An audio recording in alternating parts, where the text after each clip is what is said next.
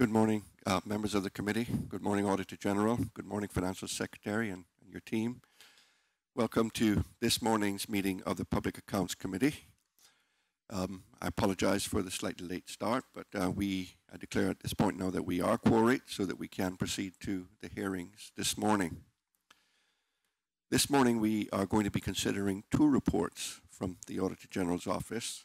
The first one is a financial and performance reporting of ministries, portfolios and offices for the year ending June 30th, 2011 and 2012. We will also as well consider and discuss the financial statements of the Cayman Islands government for the year ended 30th of June 2011. This morning we have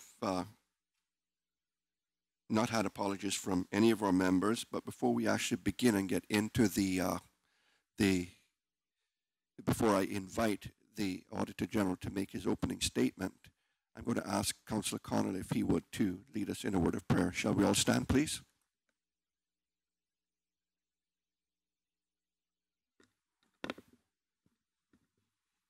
Thank you, Mr. Chairman. Please bow your head and close your eyes. O Lord and Heavenly Father, we thank you for the blessings of being here today.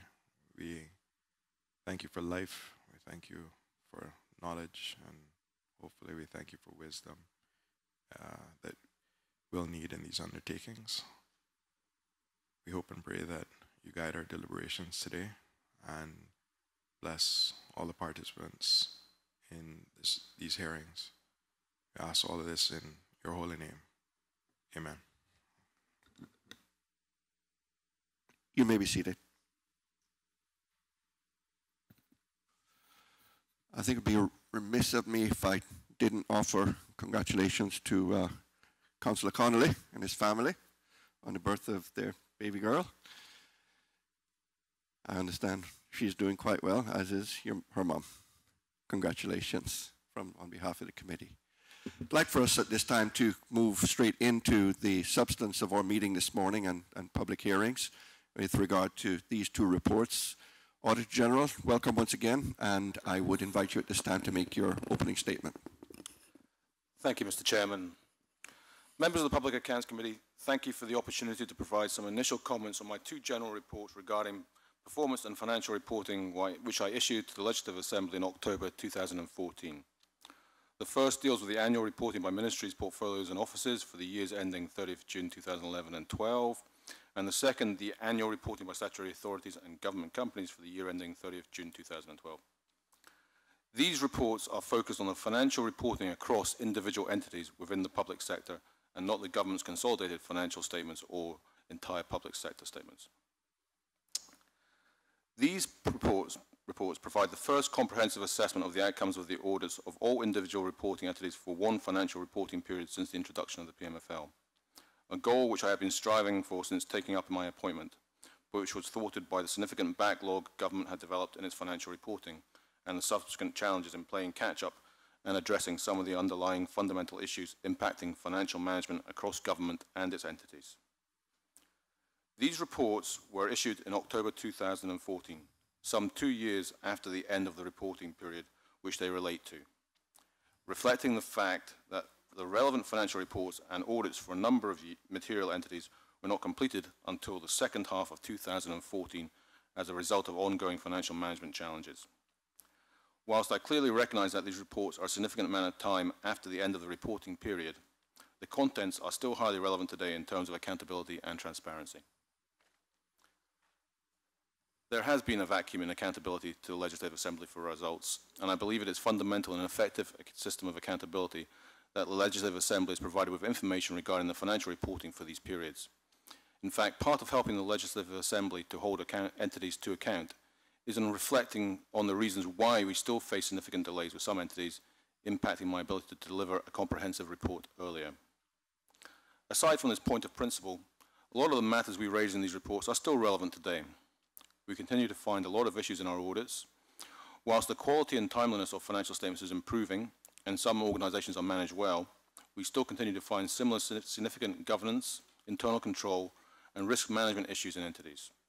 Also, in terms of financial performance, the matters highlighted in regard to specific entity performance are all still relevant. The entities that were facing financial strain in 2012, in nearly all cases, still have the same concerns. Through these reports, the basis and expectations on which I will report in the future has been set. And as the timing and the clearance of entity financial statements improves, the issuance of future general reports will move closer to the relevant reporting period. As I have said on many occasions previously, timely, accurate, and reliable financial information is a fundamental component in ensuring the effective governance and accountability of government and public entities. Without this information, the decision-making of the Legislative Assembly, the government, and public bodies is compromised, as legislators and officials cannot make informed decisions regarding the allocation of resources and effectively manage the resources at their disposal. Furthermore, the government and public bodies cannot be held accountable for how they have used public money. We have continually seen that the government is able to present annual budget documents in a timely manner to ensure that they are able to have the legal authority to spend public money, but then struggle to account effectively for the use of that money to the Legislative Assembly and the wider public. Without the completion of the accountability cycle, with government and the wider public sector reporting timely and reliable information to the Legislative Assembly and the wider public, accountability for the use of public money is undermined. In these reports, my clear overriding message is that I continue to see improvement in the timeliness and quality of the information being presented for audit, but there is still more work that needs to be done in order to restore accountability for the use of public funds as envisioned in the Public Management and Finance Law. An increasing number of entities provided financial statements and supporting information which had improved quality and reliability, as is evidenced by the reduction in the number of qualified audit reports I issued, which in turn improved timeliness. However, the picture was varied, and there were certain entities that still struggled to provide information that was auditable. Within core government, I would highlight two ministries, Tourism and Development, and District Administration Works, Lands and Agriculture, where my auditors were unable to carry out their required audit work because of poor controls and record keeping, and where I have highlighted a litany of issues. The efficient and effective production of reliable and credible financial information is predicated on a sound governance and control framework, which provides management with assurance regarding the effectiveness and efficiency of operations, the safeguarding of public assets, the reliability of information and financial reports, and compliance with relevant laws and regulations. Arising from our audits, we found significant weaknesses in governance and control frameworks in a number of entities, leading to increased risks of error, fraud, mismanagement, and abuse of public funds across the public sector. Whilst a number of these issues did not lead to the financial statements of entities being qualified, it is clear that they have had a negative impact on the ability of some entities to prepare reliable financial statements and also ensure the efficient and effective use of public resources. The final link in the accountability chain for the use of public resources that starts with the approval of the budget in the Legislative Assembly is the tabling of each entity's annual report, including their financial statements in the Legislative Assembly, at which time they become public documents. In my reports, I highlight that in many instances, the government has not tabled the completed financial reports in the Legislative Assembly in a timely manner once the audits have been completed. When they have been tabled, many do not include information on their performance as required by the PMFL. A number of the completed reports have languished for more than a year since they have been completed. For example, at the date of these reports, there were still 10 annual reports for 2010-11 and another 14 for 2011-12 that had not been tabled in the Legislative Assembly and were not publicly available. By not tabling reports in the Legislative Assembly, legislators and the public were not informed about the use of public funds in a manner that promotes accountability and transparency. And it also undermined the hard work that takes place to make financial reporting statutory deadlines for an increasing number of entities. Finally, I would like to highlight for the first time, I have also used these reports to comment on the financial performance of entities I have audited. With respect to ministries, portfolios and offices, I've highlighted some deficiencies in the current financial reporting framework, which in my view effectively obscures accountability and transparency in the use of public resources and for the expenditures authorised by the Legislative Assembly. I have indicated to government that it needs to consider whether the financial reporting required for these entities provides a clear accountability for the use of public resources, in particular in respect of compliance with the financial limits set by the Legislative Assembly through the Annual Appropriations Law. For the statutory authorities and government companies, the report provides a mixed picture in terms of financial performance. 10 entities reported a deficit for the year ending 30th June 2012, with at least 6 of them under significant financial strain and having challenges meeting their current obligations. This has and will continue to be the case in most instances without changes in operations, business restructuring, or continuing government support. For a number of others, whilst not having immediate challenges in meeting their obligations, there are warning signs of potential future challenges if action is not taken to address them in the short to medium term. Before concluding, it is appropriate to provide further context to these reports, providing some comments on progress for the 2 financial years subsequent to those covered in these reports. Whilst I have not formally issued reports in respect of the years ending 30th June 2013 and 14 as yet, and we must be careful on interpreting the results prior to completion of all audits for these years, I'm able to provide some high-level comments about the trends the results for these 2 years are showing. We have continued to see further progress in the preparation and presentation of financial reports for audit, and further progress in terms of the quality of the financial information being presented. The increasing reliability of the financial information being presented is leading to hopefully more unqualified audit opinions. Taking the latest reporting period, the year ending 30th June 2014, I can report that all entities provided their financial statement submissions to the OAG by the 31st of August 2014, apart from one which was received on the 2nd of September. By the statutory deadline on 31 October 2014, the audits of 23 entities were completed and signed off, with a further entity signed off shortly after the deadline. The audits of a further 2 entities were materially complete, but were not signed off so as to enable entities to address qualification and going concern issues. Of the 24 opinions given, 16 were unqualified and 8 were qualified. The results in terms of sign-off by the statutory deadline that have been achieved for the year ending 30th of June 2014 in respect of the completion and certification of entity financial statements is the best since the introduction of the PMFL. Also, for the first time since the introduction of the PMFL, a number of entities tabled their annual report or the annual financial statements in the Legislative Assembly in accordance with the intentions of the PMFL. However, I would again temper my comments by reflecting that 10 of the 43 financial statements for the year ending 30th of June 2013 were still outstanding over 18 months after the end of the financial year.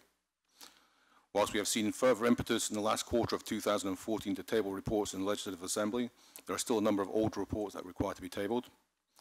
And we still continue to find a lot of the same governance, internal control, and financial management issues. Therefore, there is still work to be done in order to ensure that all outstanding entity financial statements are completed. In conclusion, I would reiterate that these reports demonstrate continued progress and positive developments in the reporting of financial results, and that the progress in subsequent years continues to reflect this positive trend. However, there is still a lot of work to be done and improvements made to achieve accountability as envisioned in the PMFL and robust financial management. Over the last few years, we have progressively been able to complete and sign off more financial statements by the statutory deadline of 31st of October. However, subsequent to the passing of the statutory deadline, we have identified that the effort and momentum to get outstanding entity financial statements completed falls away within the entities, and my office faces challenges in progressing the completion of audits, and entities become unresponsive to questions and issues raised by my auditors. I recognize that after the passing of the statutory deadline, other priorities kick in, including the strategic policy statement and the annual budget cycle. However, my concern is that without a further concerted effort on behalf of the entities, working with my auditors, the completion and certification of entity financial statements in line with the statutory deadlines will continue to be an issue into the foreseeable future, as the backlog financial statements will continue to impede the preparation and audit of current year financial statements and prevent the achievement of effective accountability as envisioned in the PMFL. After reporting on government's progress for nearly 5 years as the Auditor General of the Cayman Islands, restoring financial accountability needs to continue to be a priority for government. In light of this, I have discussed these issues with the Deputy Governor, and we agreed that the pressure needs to be maintained on entities to ensure that we can materially clear all financial statements, preferably by the 30th of April 2015, but by 30th of June 2015 at the latest. If this can be achieved, it will be a significant step forward in itself, and it will put government in a better position to provide more effective accountability going forward. I have also indicated to the Deputy Governor that it is my intention to issue a general report on financial reporting across entities by 30th of June 2015, covering the financial years ending 30th June 2013 and 2014, no matter what position has been reached in regard to the completion of the outstanding financial statements. Finally, I look forward to assisting the Public Accounts Committee over the course of this hearing by providing additional information and clarification where necessary. Thank you. Thank you, sir, for those opening statements. Members of the committee, do you have any questions for the Auditor General before we actually invite the witnesses in? Councillor Connolly. Mr. Chairman, through you to the Auditor General. In your opinion, given the current state of play and the kind of momentum that we're seeing and moving in the right direction, when do you think that the issue will be solved? And what are the next steps to ensure that it gets to where we need it to get to? Through you, Mr. Chairman. That's a very big question. I think we had to break it down a little bit, because there are a number of fundamental issues in terms of this. But in terms of actually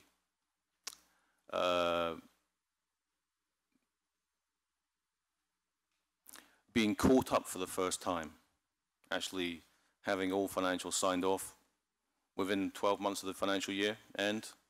I know that's not in accordance with the PMFL, but within that, we have a chance of being very close to that as at 30th of June 2015.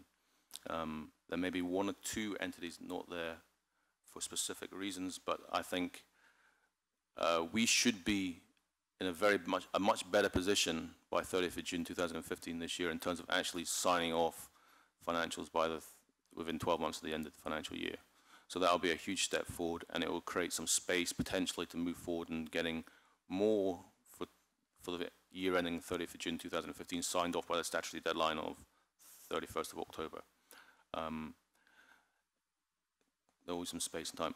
I think, you know, trying to give a time scale, it depends on issues that arise and various other, and you know, reform, whatever else can get in the way of that, and there's all sorts of factors that could impact on that, I have to be honest. But you know, I would like to think by this time next year, we'll be in a very good position to be actually getting near compliance with in terms of statutory sign-off by the statutory deadline on 31st of October. That's been my hope. You know, I don't think it's going to be perfect. I don't think it's ever perfect in any jurisdiction, but we'll be getting much closer to that position. I think it's important, though, that we don't just see the 31st of October as that's deadline, and then we just take our foot off the gas, which has been an issue for us in previous years, and that's why we continue to have. We get so much progress, and then we have this huge vacuum for a period of probably 5 to 6 months, trying to get things move forward, and it's challenging sometimes. And we still see and therefore we see accounts that were nearly ready at the 31st of October, still 12 months later not being signed off because the issues aren't being addressed. But I think we're moving forward in that. There are some broader questions about, you know, broader financial management issues around robust control environments and internal control and governance and things like that. And that will, in some instances, that will take a lot longer. And the reality is nothing's ever perfect, you know. But you'd like to think some of the main issues will be addressed and challenges. But, you know, as we go through change and public service reform, that creates increased risks around those sort of areas again, and which need to be managed and addressed as well in an effective manner as you potentially, if organizations change, merge, disappear, etc., and functions come back into whatever, you have to manage those risks as well. So that those challenges those are continual, I think, personally. But you can address some. You'd like to be able to think you can address a lot of the significant and major issues that affect the internal control and the governance arrangements. Mr. Hugh. Through you, Mr. Chairman. You just mentioned that sometimes we get the reports the entities have, you know, just about there, and all of a sudden they drop the ball or whatever the case may be. Who would you, in your opinion, who would be the person you would, or who should be holding these entities accountable, and do you send on reports or do you seek action from them? In terms of this year, I engaged with the Deputy Governor to ensure I got his support, and with Mr. McTaggart, the Chair, we had a meeting as well to discuss ensuring that momentum was continued and that pressure was maintained to ensure that their entities understood their obligations and kept pushing it forward. I think I wouldn't say that they don't necessarily drop the ball as such. You know, it's the fact there's other pressures kicking, and we recognise that there are other pressures, and the strategic policy statement and the budget do cause a huge amount of work and effort, and you can understand why maybe if they're not there, they want to prioritise that. But you know, the reality is we need to get it done because it's still got to be done. It's important for the accountability cycle, ultimately, and for the effective management of resources going forward. So it needs to be achieved, and the pressure needs to be maintained. So we do, has been my protocol this year, and I'm providing updates to the Deputy Governor so he can maintain pressure on chief officers, and so that they can further encourage their statutory authorities and government companies to move forward and meet the target deadline which we set of 30th of April 2015 to get everything done, with the outside date of the 30th of June as the ultimate and final date. So these challenges, are these system and process challenges or staffing challenges? Some of it's resourcing, and and some of it's the systems and processes that you have in place. There's certain entities which have real systems and processes challenges which impact their ability to produce the information effectively, which then impacts the level of resourcing that's required to do the work as well. So it's sort of the chicken and the eggs to an extent as well. Which was first? It's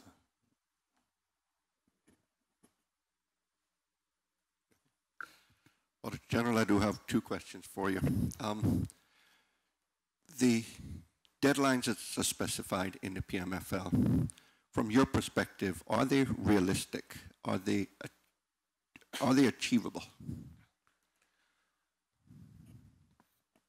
Yes. If you were starting from scratch, yeah, absolutely. Our issue is that we've been trying to play catch up for the last 5 years from a position where we were 5 years behind.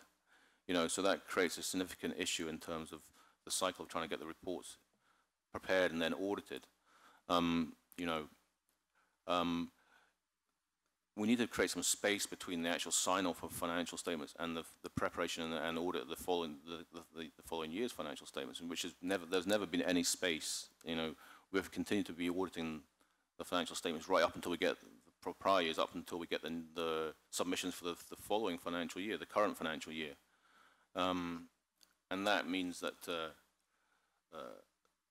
less resources to prepare those financial statements, less the resources there for us to audit things earlier, and when we're never free to be able to do that. So if we manage to get the majority of the financial statements signed off by the 30th of April, or the work done, means we can start working with the entities earlier and trying to do the audit work, and they could probably have some more space and time to be able to prepare their accounts more effectively for this current financial year.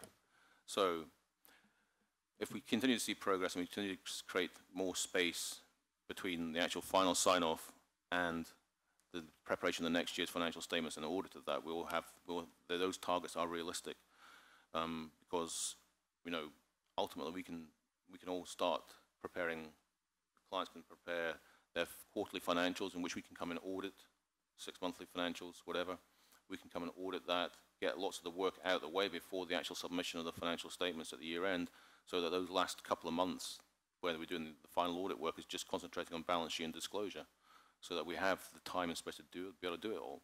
But until we have that space and between final sign-off of the prior years and the starting the audit and the preparation of the current years, it's going to be challenging. But ultimately, it should be achievable. And then just based on the statement you made there, are there any entities that you audit right now where you're able to get in and do any sort of interim testing? Yeah, there are a number that we have been able to, but the trouble is, the reality is where we have that is that we're still having to deal with the prior years for other audits, and so that gets in the way of doing that more effectively. We have done it, and it's helped, but our resource capacity to be able to do that has been limited by the fact that we're still dealing with a backlogged financial statements from other entities. Then just one final question for you, sir, on the actual report, financial and performance reporting on the ministries. On page 18, paragraph 23, this caused quite a stir, I think, in the public realm when the report was released. But I think it's important for you to clarify this, sir. I know which paragraph it is without actually looking. So it revolves around this statement in here that there has been no accountability for around $1 billion of public funds that these two ministries refer, and I think it was DALA and it was related to, it wasn't, and I think there's a the wording wasn't actually 100% clear in terms of this. It wasn't for the 2 years we were reporting on, it was since the introduction of the PMFL in terms of the accountability for those resources. And it's also just, it's about the accountability for those resources, not, we weren't saying necessarily that they were misspent or wasted. Just there was no clear accountability for the $1 billion worth of expenditures through the financial statements. They hadn't been able to provide that through effective financial reporting on what they'd actually used the money for. So, you know, it creates increased risk, lack of accountability, that there was a error, whatever, misuse. That's clear from my perspective, that there's a much greater risk of that happening with this lack of accountability. But it's not saying that the $1 billion has been wasted, and it was for a period of 10 years as well. Okay, thank you, sir. I appreciate that. Members of the committee, any further questions? Okay, then if we could at this time, I'd like to summons our witnesses into the chamber, please. I would like to just point out that the Deputy Governor is off island, Mr. Franz Manderson, and he has given his apologies. We're going to be taking his testimony in form of questions that we will put to him outside of this hearing, but that the questions and his responses will form part of the public record.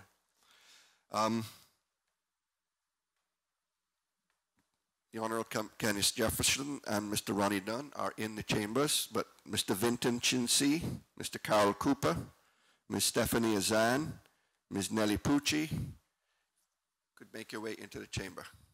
Good morning. Please sit here on the right if you.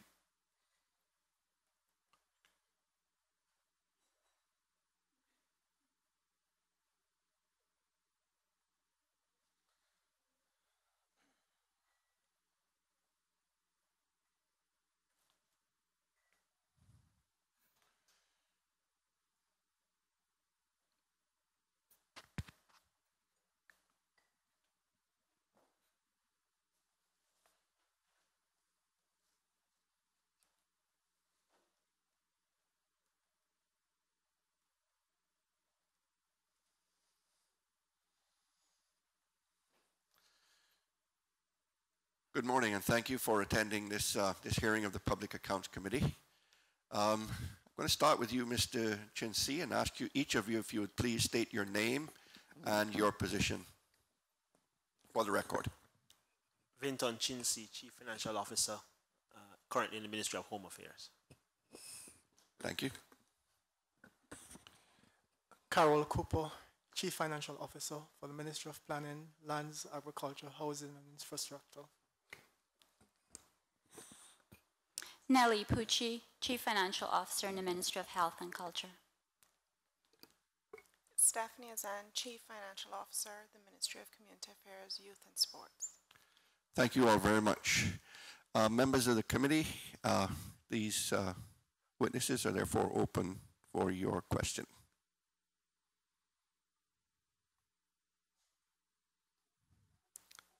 Oops, I think I made a mistake. I need to ask, for the sake of order, ask Mr. Jefferson and Mr. Dunn if they would introduce themselves and state their position as well. Thank you, Mr. Chair. Kenneth Jefferson, Financial Secretary and Chief Officer, Ministry of Finance and Economic Development. Thank you, Mr. Chair. Ronnie Dunn, Acting Accountant General, Ministry of Finance and Economic Development. Thank you both, members of the committee.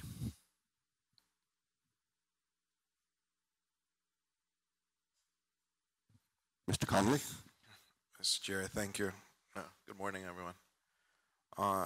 This question is probably for the Financial Secretary in terms of the report in itself, and after reading it, do you agree with all the concerns raised in the report? And if so, can you detail the action plan that needs to be undertaken to achieve the or to address the concerns raised by the Auditor General?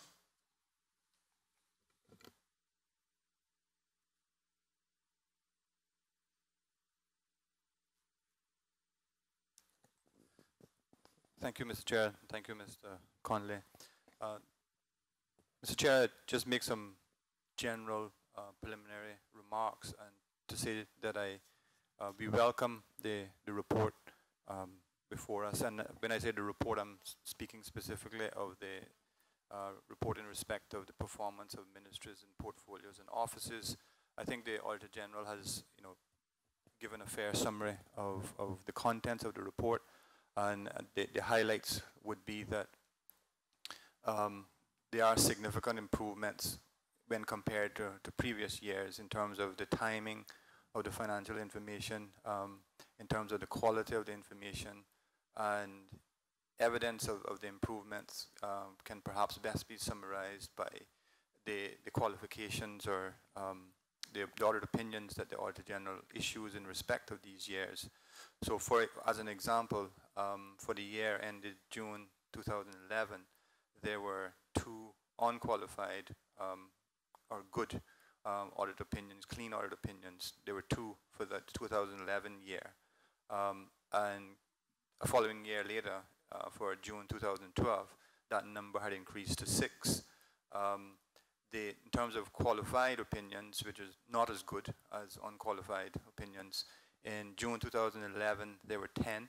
And in June 2000, for the year ending June 2012, that number had decreased, which is a good movement, down to 7.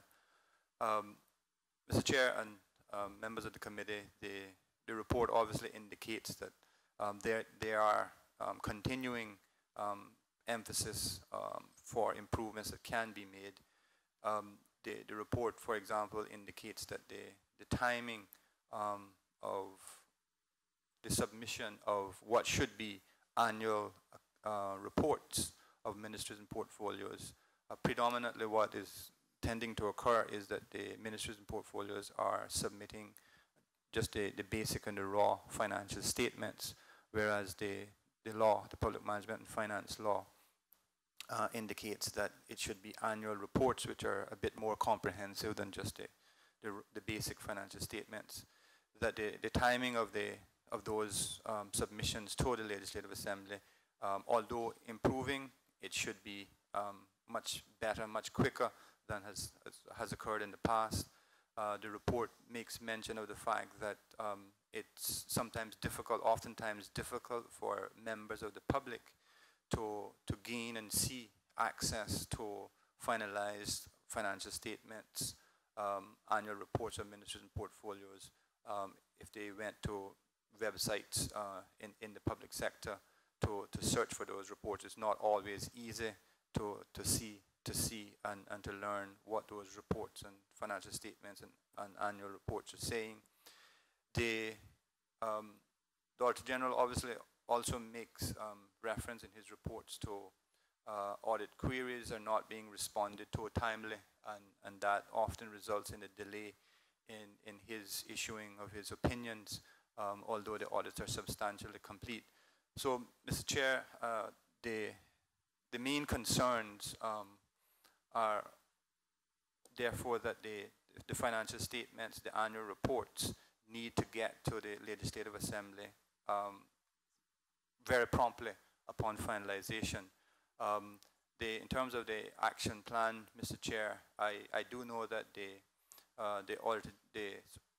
Deputy Governor in his meetings, his bi-weekly meetings now with chief officers, does actually stress that point. And we've actually had tables being produced, chief officers being encouraged to table their annual reports and financial statements as quickly as they are in a state to be tabled in the LA. So I know that there's emphasis and there's effort by the Deputy Governor himself in his meetings with the chief officers, and I do believe that the position has improved tremendously. Similarly, with the access to information on the website, I know that he has implored chief officers to make it clear as to where the information can be found. Mr. Chair, the Auditor General makes Auditor General's report makes reference quite often to internal controls that are not as good as they should be, and that then affects the reliability and the accuracy of information coming to his office for audit, and that is an area where we see throughout this particular report that's highlighted over and over again that some ministers and portfolios have decent controls in place, others do not. Mr. Chair, the action plan for that is obviously that because of qualifications being issued by the Auditor General, because of management representation letters and management letters being issued by the Auditor General, ministers and portfolios are obviously put under pressure to improve their situation. In addition to that, Mr. Chair, the best mechanism that we have within central government for doing that is the internal audit unit, which for the moment is under the ambit, the control of the Honorable Deputy Governor's Office, to actually go out and conduct reviews and examination of ministers and portfolios systems. And I do know that they do that and that the reports are taken seriously. So I think, Mr. Chair, in summary, it is timing of financial statements being tabled to the LA. It is about access to them on websites, and particularly it is about internal controls needing to be improved because that impacts timeliness as well as quality of financial information.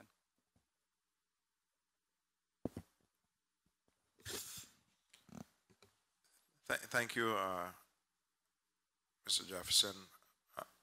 In terms of, again, achieving the best case scenario where we're compliant with the financial statements year on year, can you just talk a bit about your role in ensuring that there's adequate staffing of the accounting function, following the proper accounting standards, maintaining that, internal control you just spoke about, so we can get an idea of where the buck stops?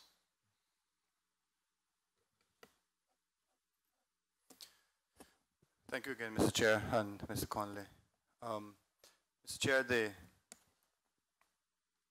the role, I would say, rather than myself, the role of the Ministry of Finance is actually set out in the Public Management and Finance Law at Section 54 of the law, and you'll be pleased to know that I'm not going to attempt to read all of those duties here, but the Ministry of Finance's role is, first of all, to, like any other ministry in portfolio, to produce its own set of financial statements. The Treasury has the added role of, once ministers and portfolios have prepared their financial statements and submitted those into the Treasury, to do a consolidation so that you get a whole of government set of financial statements. That is done by the Treasury Department. Mr. Chair, in terms of adequate staffing levels for ministers and portfolios in their accounting functions,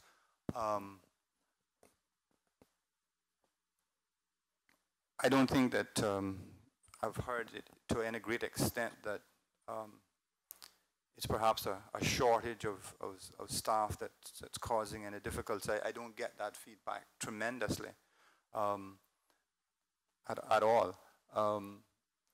In terms of the accounting standards that ministers' portfolios have to comply with, we all prepare financial statements in accordance with international public sector accounting standards. We do find in some instances that those standards are quite onerous, but it's a set of standards that the government in the past have chosen as its basis for preparation of financial statements. So we see the need for fixed assets revaluations periodically being necessary, and that in turn has led to, where it's not been done by the Auditor General, qualifying his opinions because there has been a lack of fixed asset revaluations. We see that the Auditor General has qualified one of the bases for qualifying his opinion has been the lack of a health care post-retirement valuation, and that's a significant amount to be accounted for. So, Mr. Chair, in terms of staffing, I haven't had a tremendous amount of feedback that it's a lack of staffing that's causing issues. I don't get that feedback to any great extent. In terms of the accounting standards, as I said, we've chosen international standards, international public sector accounting standards as our basis, and there's no great emphasis at the moment to change those standards. Internal controls, Mr. Chair, again, as I said before, I think the best way of improving those is for internal audit to come in and do reviews of ministries and portfolios, which they are doing.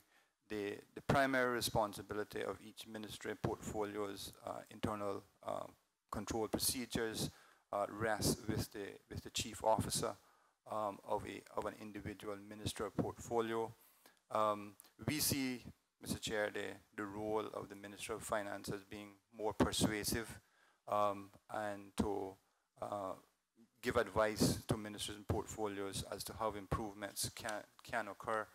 I would say, Mr. Chair, that if members did actually turn or did actually be aware that there's a particular section of the Public Management and Finance Law in Section 54 that spoke to the Minister of Finance being responsible for the review of management systems that are operated by ministries, portfolios, statutory authorities, and government companies for compliance with the requirements of the PMFL and the regulations. That was a specific responsibility of the Minister of Finance to conduct that review.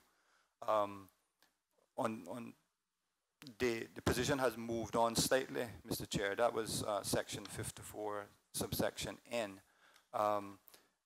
That the position has moved on slightly in that the mechanism for us to do that in the Ministry of Finance has been given to the Honorable Deputy Governor's Office in the form of the Internal Audit Unit now falls under his particular ambit. And so the Ministry of Finance doesn't have any excess staffing, if you like, to carry out that review and roving role throughout the civil service.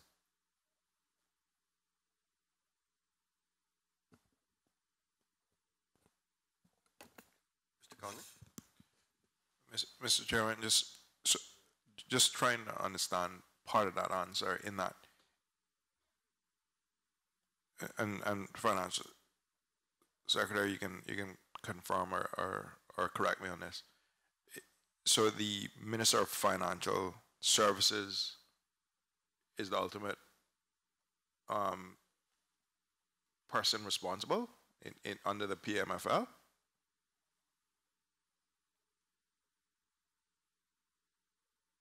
So just to confirm, Mr. Chair, Minister of Financial Services? Sorry, Minister of Finance. You said under Section 54N that the Minister of Finance is the responsible person for conducting the review. Right. Thank you, Mr. And I'm just going back to my question about, where does the buck stop and who has ultimate responsibility in terms of answering the PAC and also the people of the country. Thank you, Mr. Chair. Yeah, I did say, sir, that in the Public Management and Finance Law, at section 54, that it has many parts to it, subparts to it, and 54 is actually devoted exclusively to the duties of the Ministry for Finance as opposed to the Minister. So 54 deals with all of the duties of the Ministry of Finance. And I was making the point that when it comes to looking at internal controls and reviews of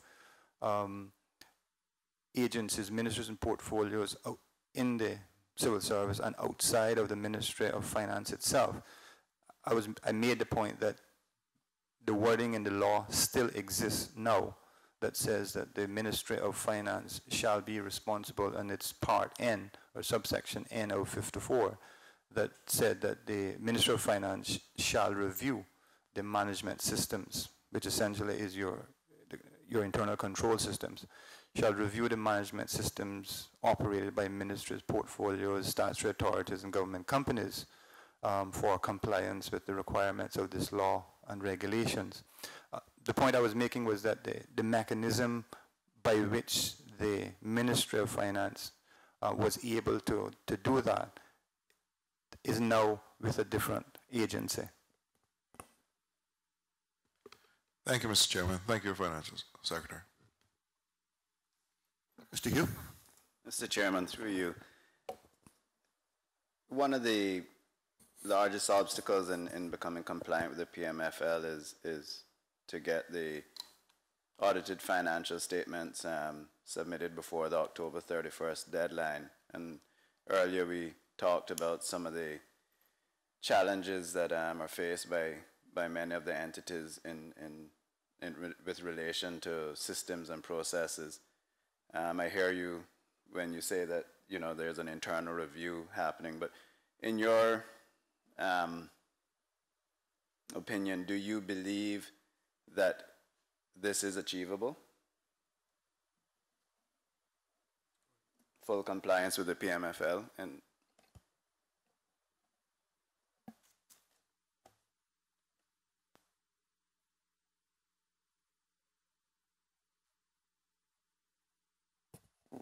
Mr. Chair, thank you, and thank you, Mr. Hugh. Mr. Chair, just to obviously say that, just to be clear, the individual ministries and portfolios in respect of their June year-end accounts or financial statements, they have until the 31st of August to prepare those and submit those to the audit office. The Auditor General then has to the 31st of October to make an opinion, to issue an opinion on each of those individual financial statements submitted by ministries and portfolios. There's another requirement as of the 31st of October in that the Treasurer then has to have prepared the consolidated financial statements of the ministries and portfolios and statutory authorities and government companies to produce a set of consolidated financial statements from those individual accounts, to have done that by the 31st of October and sent that consolidated financial statement, set of financial statements onto the Auditor General for auditing. The Auditor General by law then has until the 30th of November to issue an opinion on the consolidated financial statement. So I appreciate that there's different dates that are perhaps a little bit confusing, but in terms of the systems and processes that Councillor Hugh, Member Hugh just spoke about, within the Ministry of Finance, the Integrated Resource Information System, the acronym IRIS, as we know, is essentially the general ledger that exists, general ledger system with its offshoots of accounts receivable, accounts payable, payroll, etc.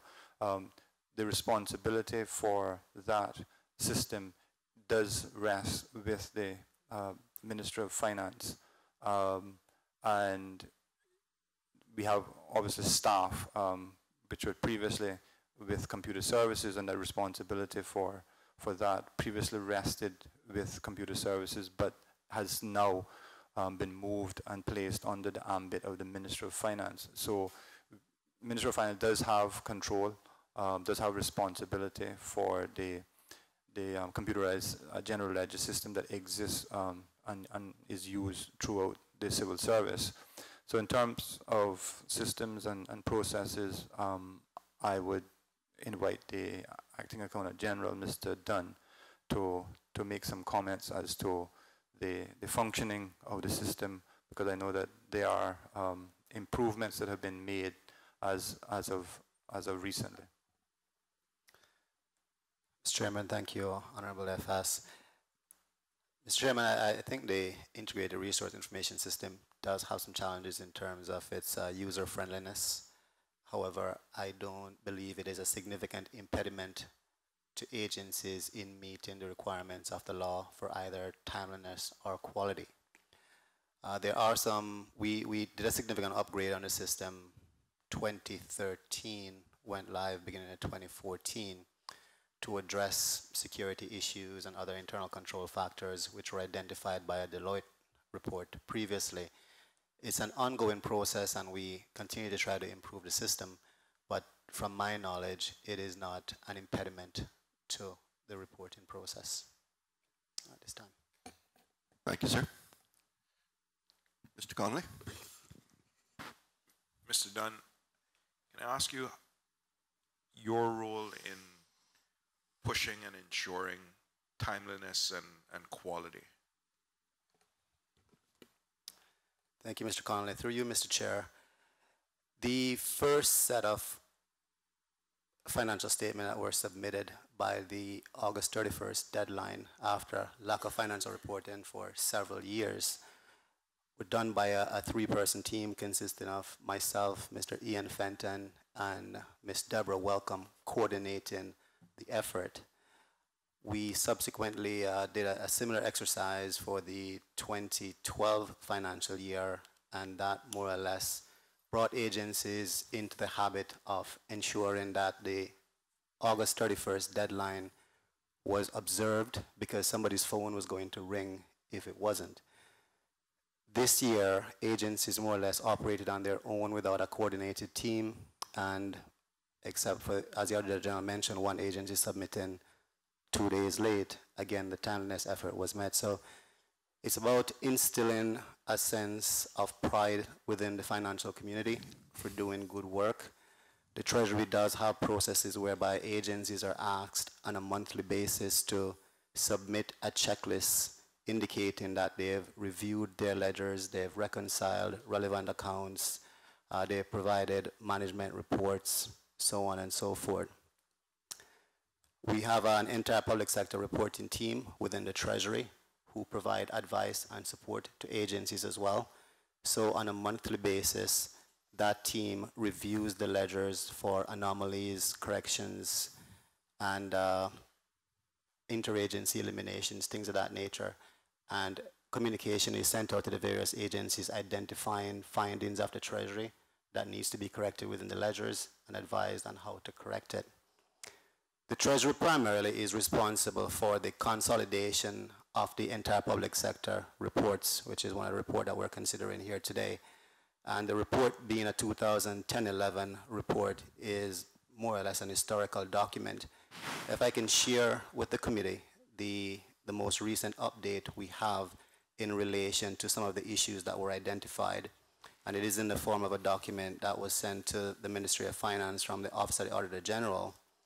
And it was,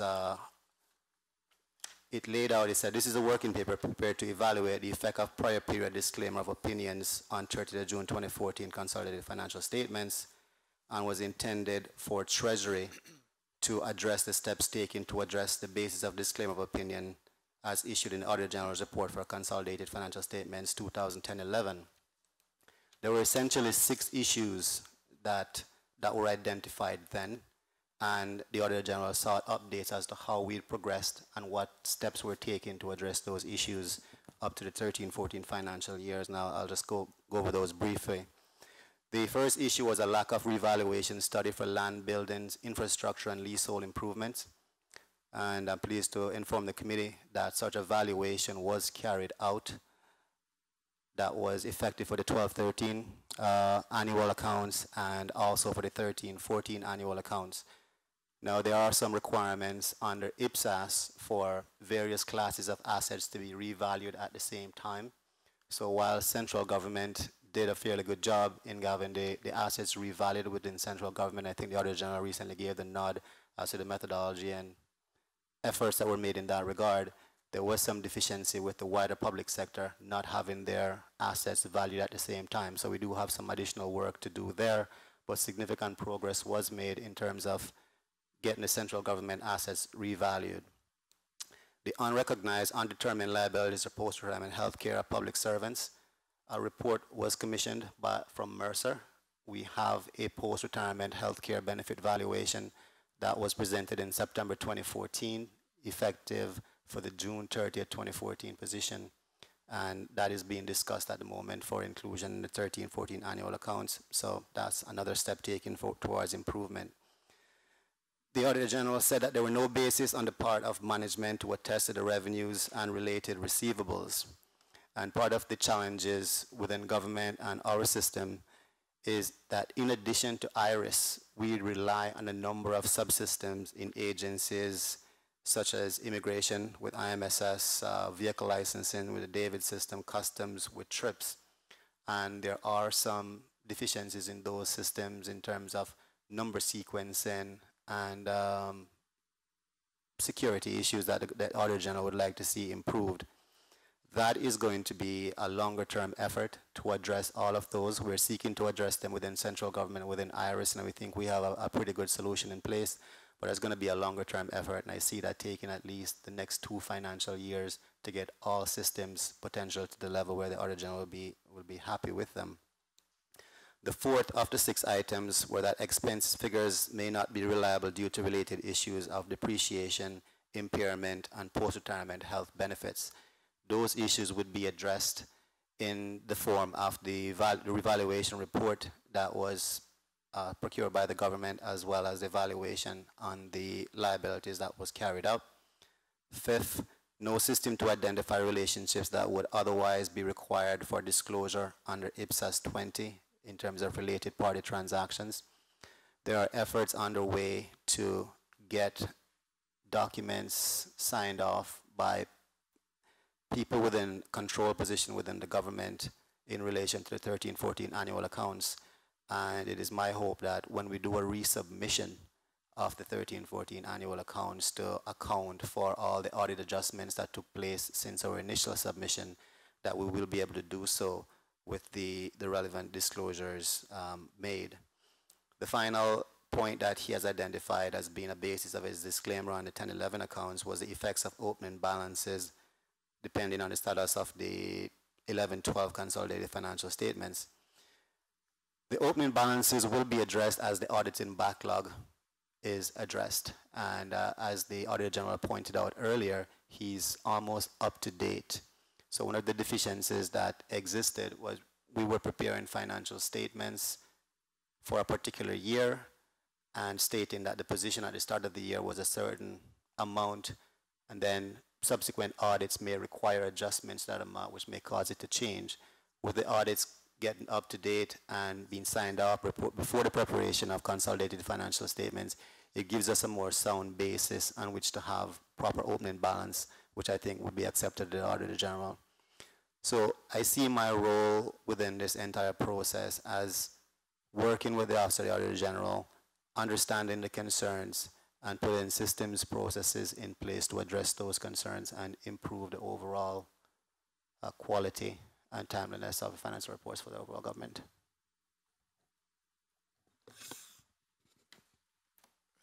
Thank you, Mr. Dunn. And just follow up on that. In that, how do you? And when I say you know, I don't guess mean you personally, but as you know, part of the team that's charged with overall sight of and you know pushing change and ensuring standards, etc. How do you deal with habitual offenders? Like what I guess what kind of performance management or penalties or whatever to kind of correct that behavior, or is everyone now kind of based on some of the things we've heard generally compliant and moving to the point where you don't have to call them out, or you know I don't know what sanctions there are, etc. But just I'm just trying to understand the accountability of it and how you promote change either by carrots or sticks, I guess. Thank you, Mr. Connolly. Through you, Mr. Chair. As it is now, under the Public Management and Finance Law, I think the Auditor General is the only person with a stick because the offenses under the Public Management and Finance Law relate to lack of providing information to the Auditor General and not so much for the Ministry of Finance. But I believe as officers move up within the organization and are placed in position of leadership, it becomes more of a situation of building relationships. And I think I do have a good relationship with my colleagues within the financial community, whereby you can pick up the phone, call somebody up and say, hey, what's going on? And by and large, everybody wants to do a good job. People may have different challenges. Some of them may be challenges they inherited. But I think overall, they do want to do a good job. And I find working with them not to be a significant challenge, because you can speak to people and they will respond and they will put in their best efforts. And I think that is evident in what the Auditor General has said as far as the improvements that are being shown. 1011 to me was almost a diagnosis. We hadn't provided financial reports in a timely manner and to a quality that could be audited for more or less the first 6-7 years of the introduction of Public Management and Finance Law. The then Deputy Governor wanted to get it to the Auditor General so that we could assess the state of play. Where are we? How bad was it? And I think that was achieved with the submission of all agencies in 2010-11. And not overly surprising, it wasn't a good state of play. Since then, I think we've sought to address agency by agency, issue by issue, all the various ills that were diagnosed by the Auditor General at that time. And that is becoming evident in increasingly clean audit opinions being issued and the reduction in the amount of qualification points. The EPS report for the entire government has not progressed as swiftly as individual agencies. And we are trying to do a better job at that. The first 3 years were disclaimed opinions, but I do believe that the submissions that we made for 13-14 will be audited, and we will have an opinion on that by the 30th of June 2015. And I might be as brave as to say that it won't be a disclaimer of opinion, because we're going to do everything within our powers to work with the Auditor General to ensure that whatever assistance and disclosures or efforts are necessary to get the accounts to a state where accountability can begin to be restored to this honorable committee. We do that. So that's sort of where we are at the moment, sir. I don't really have any major issues with any agencies and habitual offenders. Mr. Connolly? Yeah, thank you for that, because I mean, I obviously being at the government administration building every day, I see the time some of your members here put in. I see the extra effort, nights, weekends, long hours. So I know that, from a visibility standpoint, everyone's working hard to get there. And I'm heartened to see that, when we put this in context as well. I mean, this report is 2011, 2012. So when we're talking here, it's important to put things in context and say that's where we were. We're moving to, Mecca, but you know, we still have a ways to go, and I appreciate that. But I guess, again, just in your opinion then, and you know, this is based partially on interactions and observances, but I'd put the question to you, you know, do you think there has been a culture change and that the level of professionalism amongst the CFOs and the responsible parties have stepped up as a result of internal improvements that you're making, but also B, external, and I use that in quotation marks, prodding from the Auditor General? Thank you, Mr. Connolly. Through you, Mr. Chair. I wouldn't seek to take any personal credit for those improvements, sir, but I would agree that there has been a culture change, and it has very much been a team effort. And it's a combination of things. As I earlier noted, there isn't a significant stick, but there are some carrots, and you will have noted in recent times recognition of certain chief financial officers who had performed well and you know, were honored and recognized by the Deputy Governor in a public manner. And I think those sort of things encourage those agencies to continue to do well, and sort of sets the bar for other agencies to be able to see that it is achievable, and that if you work hard, that you can achieve it. But from a culture perspective, you know, the capacity within the financial management community is improving, in my opinion. In the earlier years, we had significant turnovers within chief financial officers, and you know, some agencies, every other year almost, a new person was in post, and then there comes a learning curve and all the legacy issues that are associated with that. We are seeing some stability now. There's more ownership towards the area of responsibility, and I think it's bringing about positive change. The entire public sector consolidated report is only going to be as good as the underlying agencies' reports. And so as those are cleaned up and efforts are made to ensure clean opinions in relation to them, you are going to see the overall government also being able to produce reports of a higher quality, which the public can rely on as a true reflection of how government spent public resources during the previous financial year.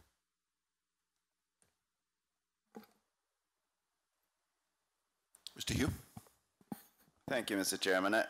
I think this might be a good time to include the CFOs here. And if I could just ask them,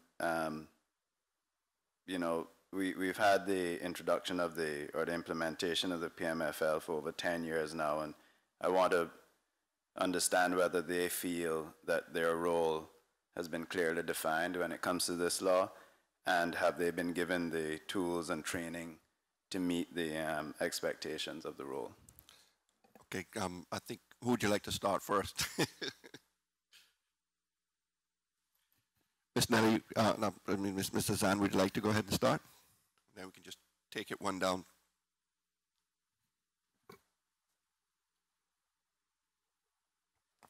Mr. Chairman, good morning to everyone.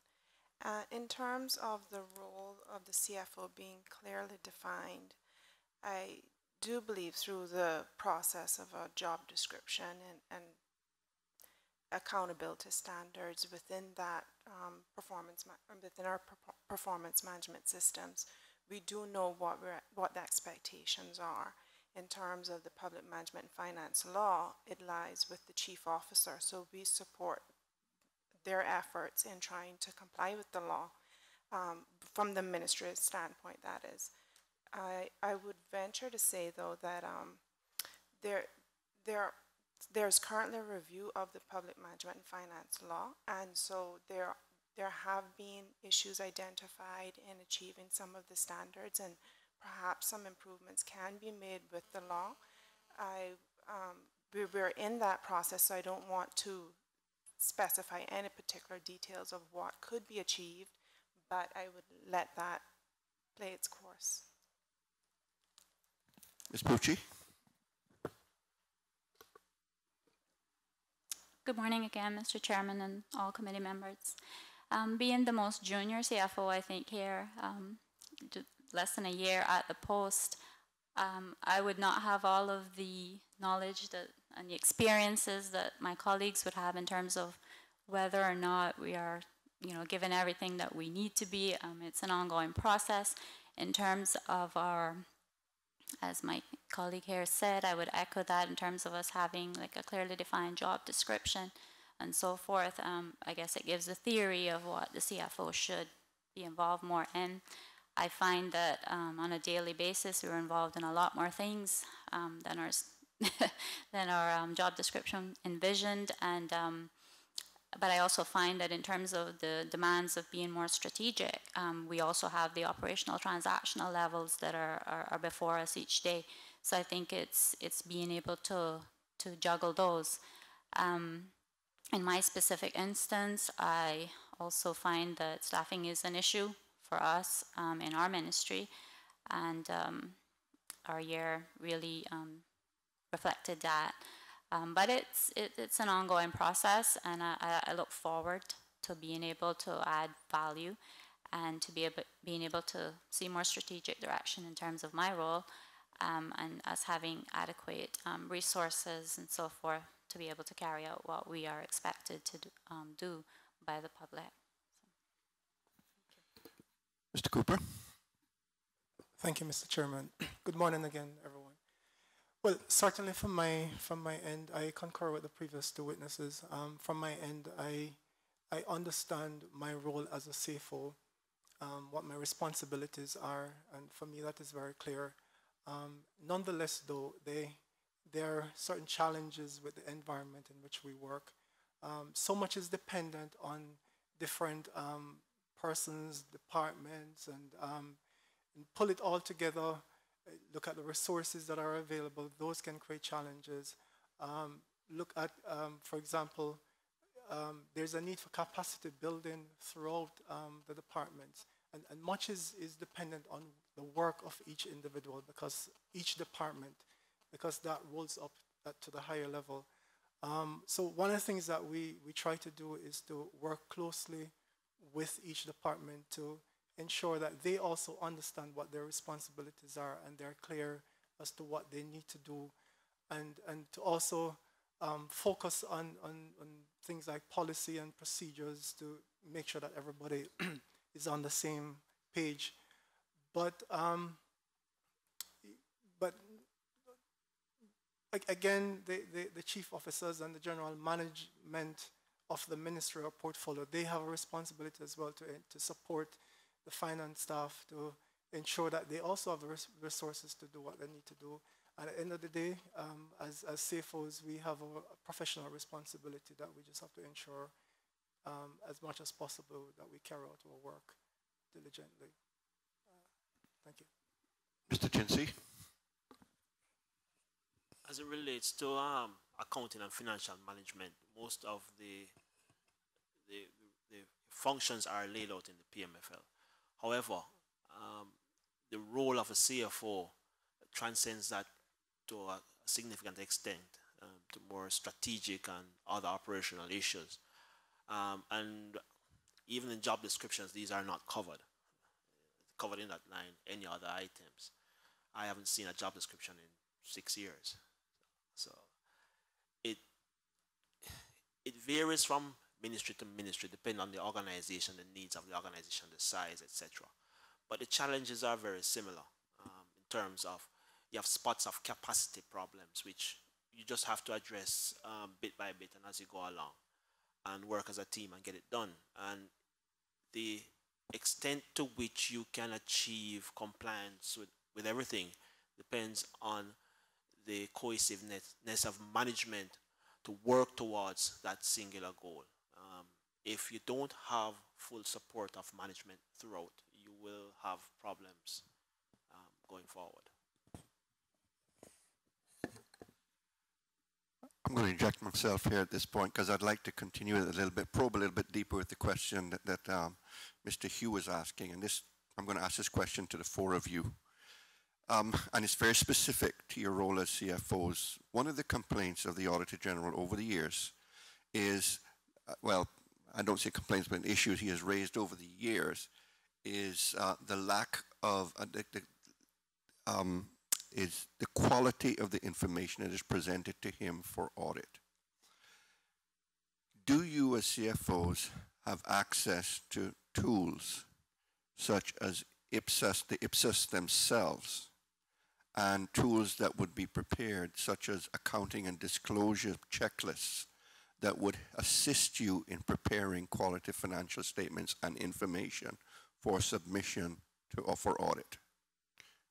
Mr. Chinsi, I'm going to start with you. In respect of things like Ipsos, those are standards. You can get them online, you can get them anywhere. Tools, you're talking about basically the accounting systems, but it's a lot more than that. It's also the control procedures that you have in place to reduce the level of effort. The tools we have right now, some of them are a bit clumsy, especially on the reporting end. It's an area that Mr. Dunn and his team has been trying to address for some time, but it's a resource-intensive issue. Basically, you have to build. You can provide the tools, but you still have to build capacity to use the tools properly. And we all come as professionals. We know that there are certain minimum requirements of us, minimum things that we should be able to do, and we use whatever tools we have available. Where we don't have the tools, we try our best to acquire it. But the most important tool in all of this is the people. And very often people forget that the people is the most important tool. You have to build capacity in the staff as well. Don't assume that just because you get a brand new staff and the person come out of school with an accounting degree means that the person actually know anything about business or accounting or how to function in an organization. It takes a certain amount of mentoring to actually build that person to the level that you can rely on them to perform their function without micromanaging. Micromanaging in a $100 million organization is a waste of time. You won't catch everything. So you have to build capacity in your staff and put the necessary controls and procedures in place to reduce the problems and to be able to build those schedules that the auditor requires for their substantive testing. Let me sort of rephrase the question then. From your standpoint as CFO, how do you ensure that the information that you submit to the Auditor General is in accordance with Ipsos? Well, you have to understand certain basic. Remember, Ipsos is an accounting standard.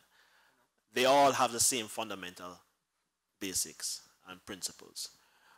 Some have slight differences. Where you have a doubt, you actually just research a standard. I think we all have a set of the standards. And that's what I'm getting at. Yeah, we all have access. Do you have access to that? Yes, sir, we have access to it. Okay. I mean, I saw Stephanie's on her desk up to yesterday. Mr. Cooper? Thank you, Mr. Chair. I mean, just to confirm that, yeah, we do have access to the standards. And one of the things that we do as well, yeah, of course we have to do our research, and if there are standards that we're not clear on, we do your additional research and collaborate with each other. I mean, we do that a lot. So, and I don't see that as a real issue for us right now. I mean, basically, we want to ensure that we have a robust control environment in place, because that sets the stage for you to be able to produce proper financial reports, and that's one of the areas that we have to focus on. Ms. Pucci, you have anything to add? Mr. Chairman, just to say that, yeah, we all have access to the standards, or we know how to find certain information from an individual standpoint, but I do believe that what is a little bit lacking is some cohesiveness. I think we have a great group of CFOs. However, I don't think we use that knowledge collectively, and sometimes we're individually trying to do things that maybe will take less time as well if we had that.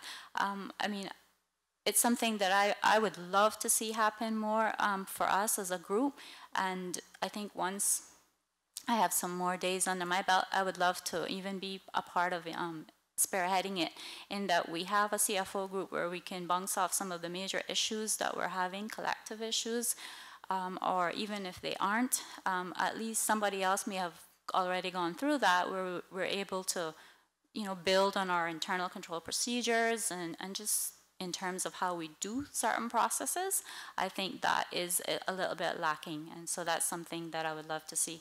But in terms of standards and so forth, yeah, we can all do the IPSAS course and so forth, but I don't see it coming across from a higher level in terms of saying, well, this is very specific to a government.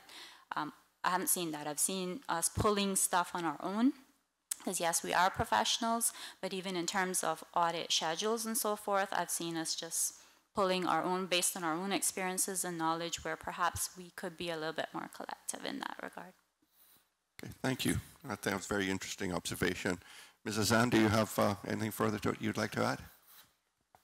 With respect to the CFO core, we've seen some mechanisms being introduced and reintroduced within the core government, and I'd like to make note of the acting accountant general has reintroduced quarterly meetings to be able to at least facilitate discussion around these reports. With respect to the resources at our disposal, from our ministry's standpoint, we value the reports coming out of the Auditor General's office, the findings, the recommendations, as well as the internal audit unit. And so we've actually gone through a process of engaging internal audit unit to be able to look somewhat independently at our systems and make those recommendations, and we take those seriously. And so we've gone through a process of using that information to improve our systems and controls, and we've seen some good results from our ministry. Thank you. Members of the committee, Mr. Connolly. Thank you, Mr. Chairman. And I was actually going to ask one of the questions that was answered. I think it was saying that you get together quarterly to have discussions, etc.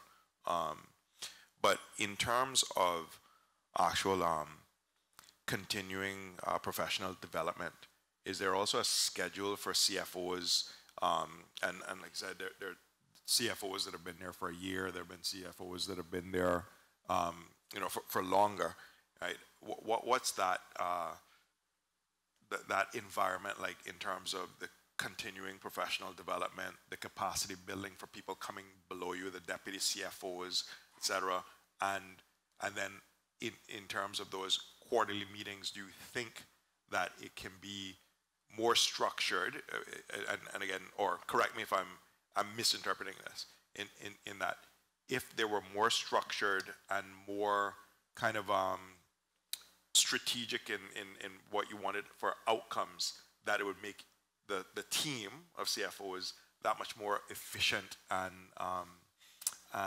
proactive in some of these instances where we've identified gaps. So I guess I'll start with the most senior, I don't know who that is, and the least senior. I won't ask everyone the same questions.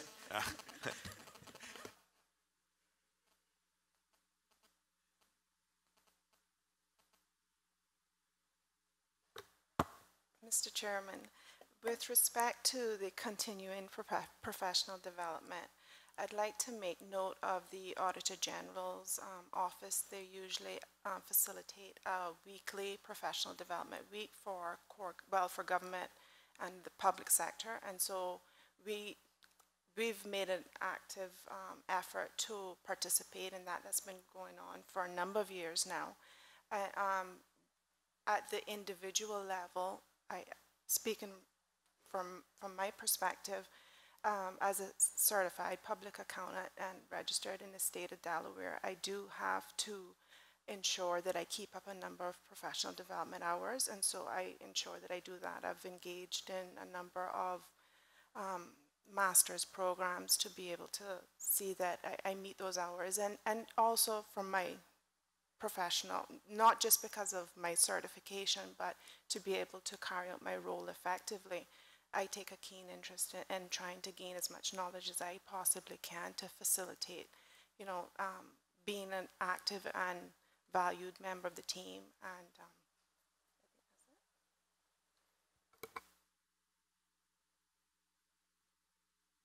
Mr. Chairman, I'm not sure if you're just going down the line, but I would be the least.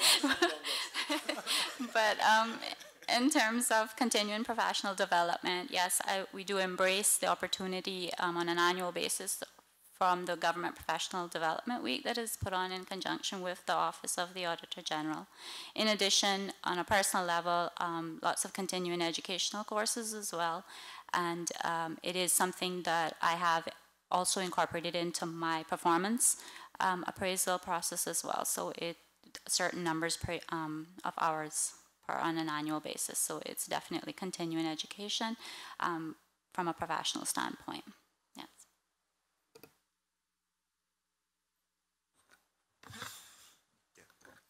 Just to finish off, thank you for that, both of you. And this, I guess, goes back to either the financial secretary or Mr. Dunn. In terms of what you're looking for as a CFO, I think Mr. Chinsey said he hadn't seen a job description in 6 years. In terms of overall, when you're looking at a CFO candidate, what are you, putting down on paper and saying, this is what we need that candidate to be able to do. This is the experience that we want to see, our minimum experience. And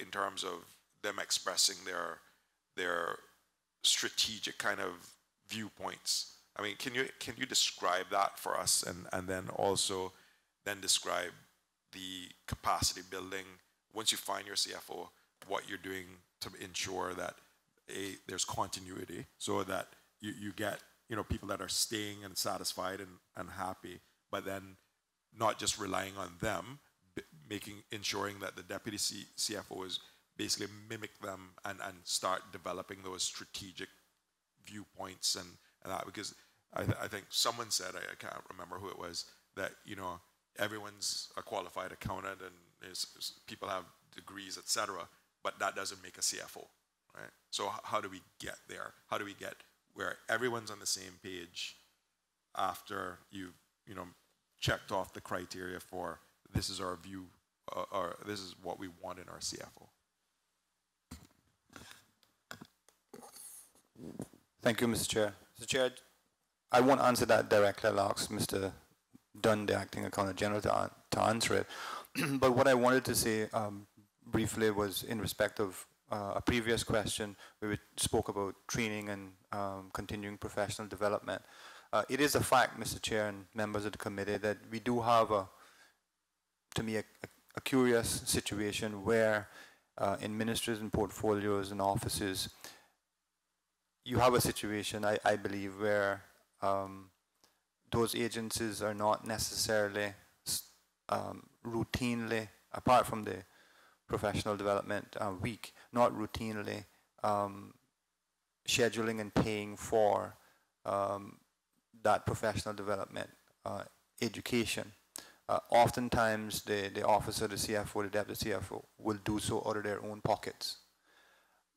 And it doesn't fit well with a situation where a ministry or a portfolio can actually then say they are supportive of an officer pursuing a master's degree. And that could cost in total, $30,000 over a period of time. So that, to me, that's a curious situation where, the professional development is a mixed bag in relation to which ministry portfolio you go to, and it doesn't fit well with, certain courses that ministries do actually pay for and support from public funds to support their officers. I'm going to ask Mr. Dunn to obviously comment on what we're looking for in chief financial officers and deputy chief financial officers.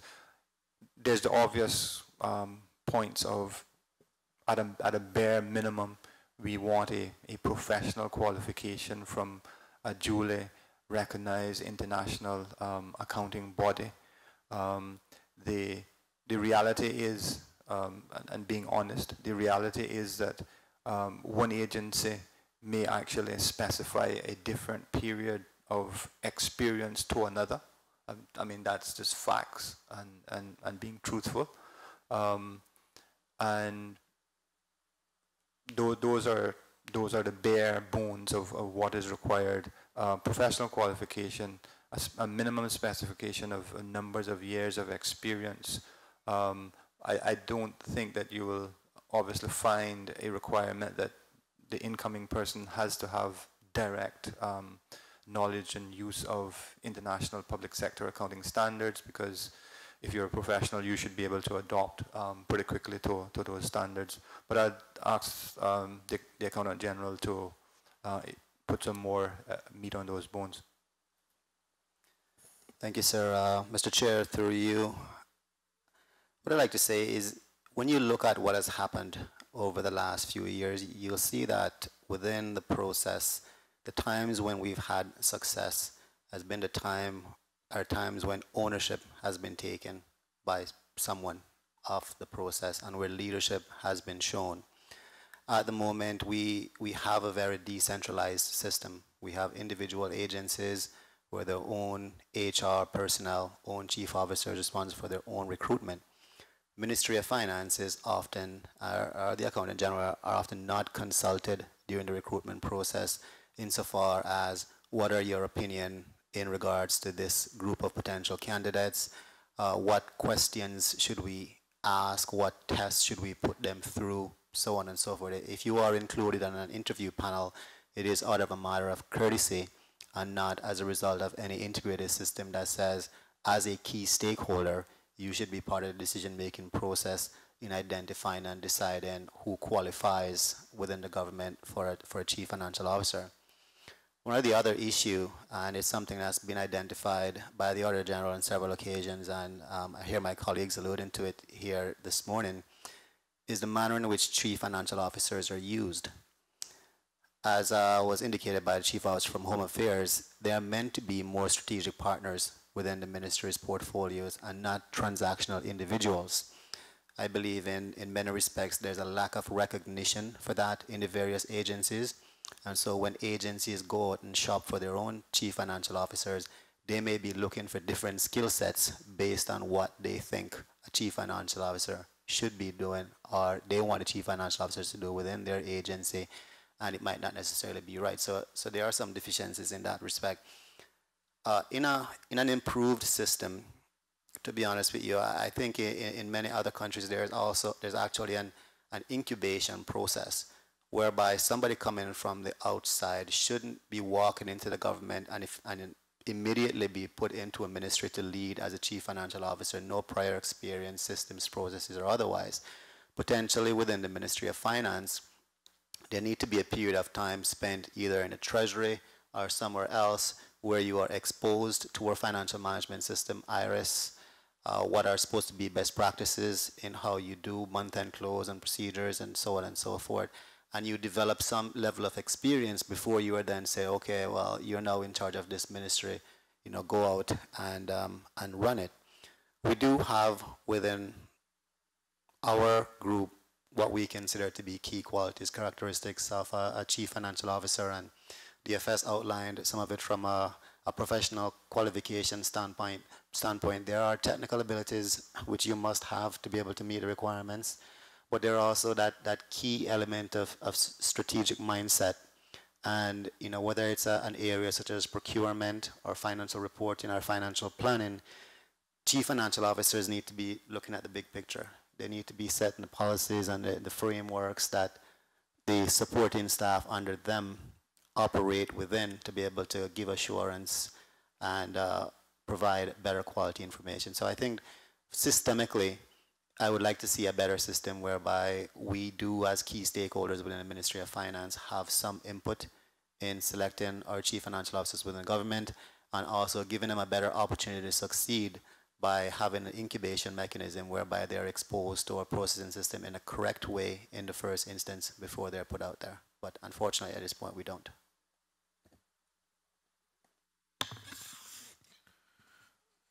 Thank you both for those very honest answers. And I look at this committee and I look at the recommendations, etc., that we can make coming from here. And really what I'm asking, or was asking all of you and also you, is what recommendations can we make from this committee to ensure that we assist you in the best possible manner to do the jobs that you're hired to do, and carry out those roles in a manner that, you know, there is some level of consistency and control. So, you know, in the best case scenario, you know, if you're giving us your list of here's what we need to do that, you know, that's kind of where I was going with that. I mean, not saying that it makes anything, but at least it'll be recorded. It could be a recommendation from here. And I hear the talk about centralization and making sure that, you know, each agency has some level of string of consistency in terms of qualifications and experience and all of that. And, you know, I think that the other theme that I've heard is, yeah, consistency is key, and that we need to ensure the proper incubation and training up to the role. And this is just an aside question. Are you also members of bodies like CISPA? And do you tap into those? Again, not I know it's a different beast, private versus public sector, but in terms of support in at least looking at what they're doing along the lines of training, et cetera, and seeing if you're keeping abreast or you know, you're looking at the standards being set and trying to mimic those or public sectorize those things, if you understand what I'm trying to say. So how many members, how many of you are, if any, members of CISPA based on your previous thing, and how much guidance and sight do you have of their continuing training? So I know that was that went over to asking about the consistency and the recommendations from this side of the and then also just talking about the professionalization and the continuing development and the, you know, keeping that in mind on this side of the table. Thank you, Mr. Connolly, through you, Mr. Chair. If I may, first, from a personal perspective, I think the one recommendation that I would make is actually in relation to the functioning of this committee. And the Auditor General has noted in many instances the success of the budget process, and being still substantive to the Director of Budget and Management, I can tell you that people fear Finance Committee, and nobody would dare show up down here without a budget when the government presents its annual budget.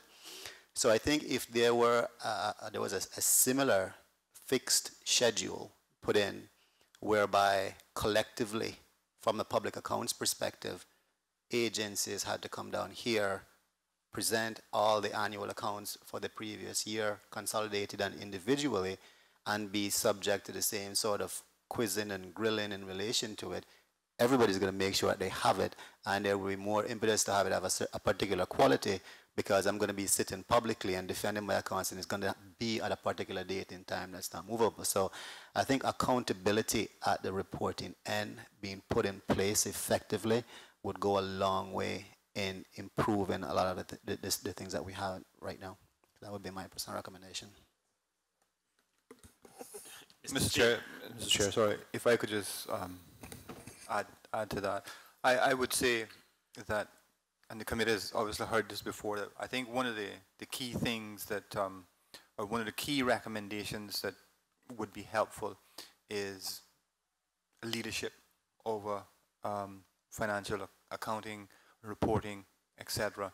The present situation, as we all know, is that ministries and portfolios are governed or managed at the top by chief officers. Chief officers report to the Honorable Deputy Governor.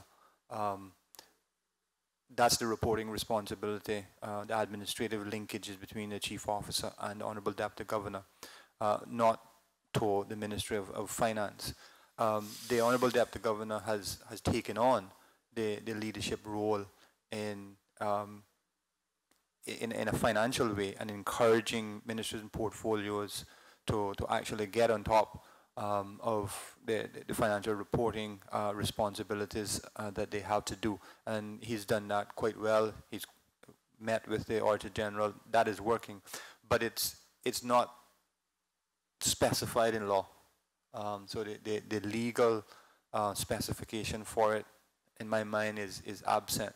Although it's perhaps working in practice, I think it should be specified in the public management and finance law as to who the responsibilities are for the function.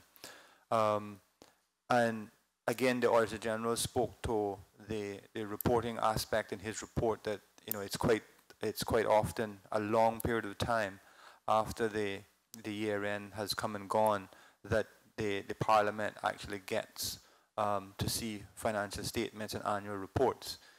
Again, I think we had a situation where the public management and finance law some time ago, many years ago, in its very inception, required ministers and portfolios to do quarterly reporting to the Legislative Assembly. That requirement was suspended and has actually been repealed from the law. I think it's because of the improvements that are occurring, the momentum that is happening, and we're getting better. The government is getting better at its financial responsibility aspects. I think it's time that we consider reintroducing, a requirement to report more than just once a year, even if what is being reported is unaudited.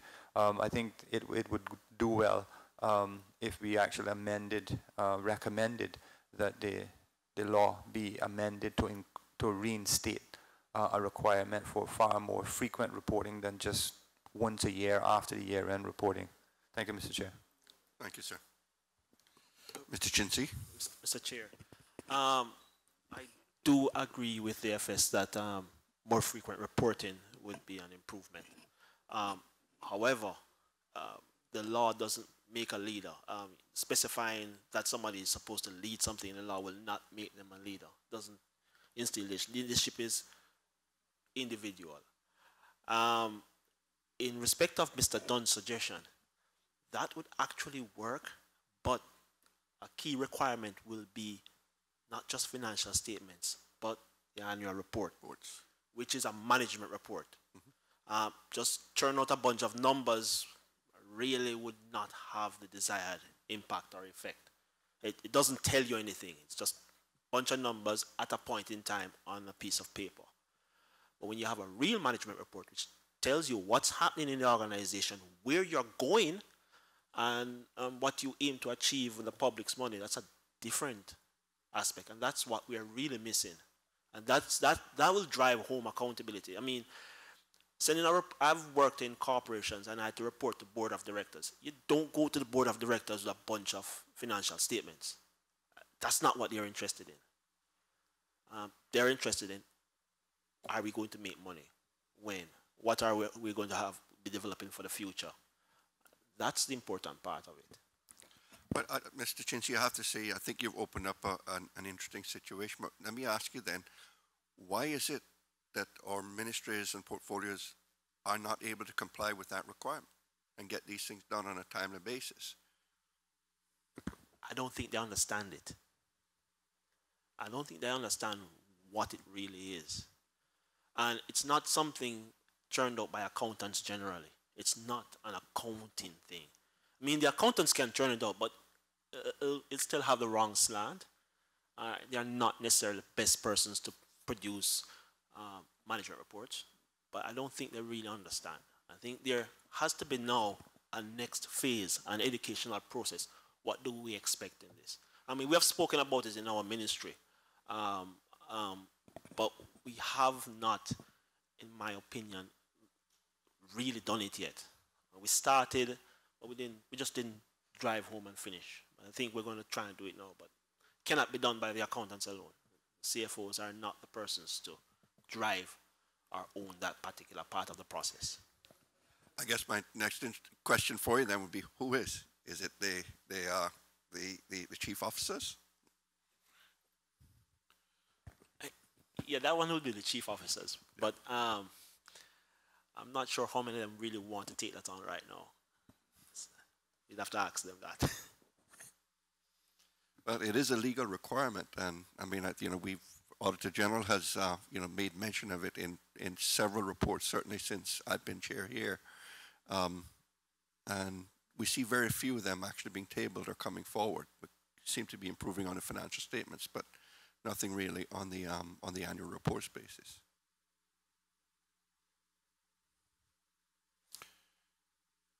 Ms. Pucci, you have a comment for the committee? Yes, sir, Mr. Chairman. Just to answer, Mr. Connolly's question, I am a member of CISPA, and I do utilize and I scan their professional development courses to see what might be of benefit to me now in the civil service. I have not tapped in directly just to see if they are able to offer more from a public sector kind of scenario, but in terms of what they do offer, being able to adapt those best practices and apply them to my current job, yes, is an ongoing process. Additionally, I'm currently involved in a global executive leadership course through UCCI, and one of our courses dealt with strategic accounting. It was very much geared on private sector industries. However, I did make a recommendation that I think we should be able to incorporate some public sector financials into that, and I think it would be maybe even something that the developers of the Government Professional Development Week might be able to incorporate as well. I think it would be great for even chief officers and so forth to be able to understand what the financial statements are saying, and that would also help with the development of the report, the annual reports, so that we know exactly what the information is telling us. So I think that would probably be beneficial if something like that might be added. Then I think we could see the value of having that annual report and exactly what it's saying to us, the public. Mr. Chinsi? Sorry, Mr. Chair, the Professional Development Week is not geared only to the accountants, just to clarify that. It started that way, but it's now expanded way beyond that, and there are actual sections that are targeted to chief officers, chief executive officers, and even the private sector, so, and HR officers as well.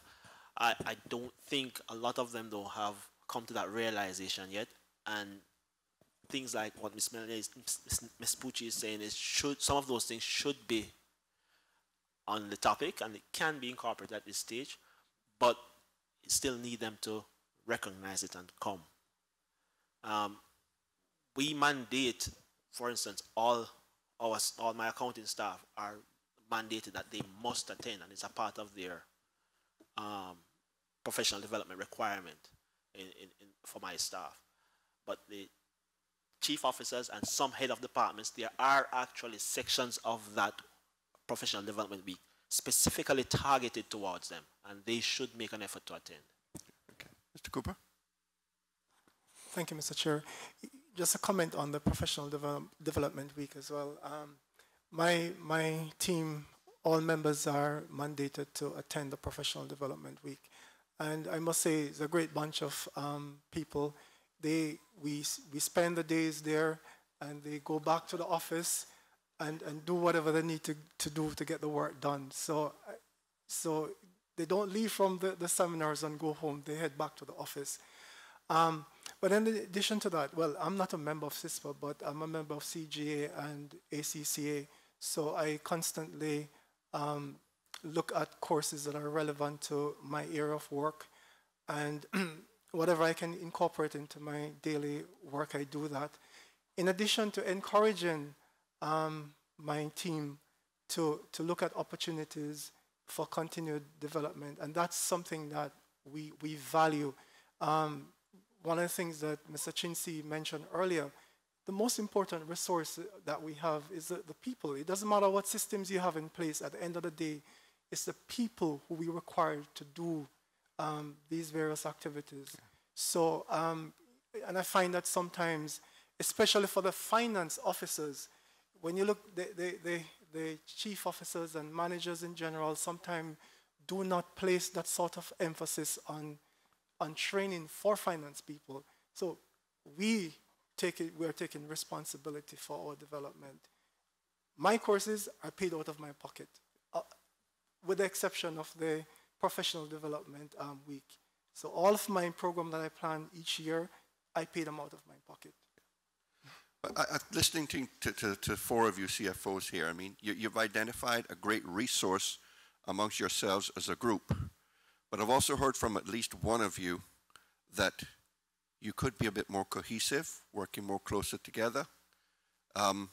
Is that something this committee can challenge you to put into effect? You willing to take up the challenge?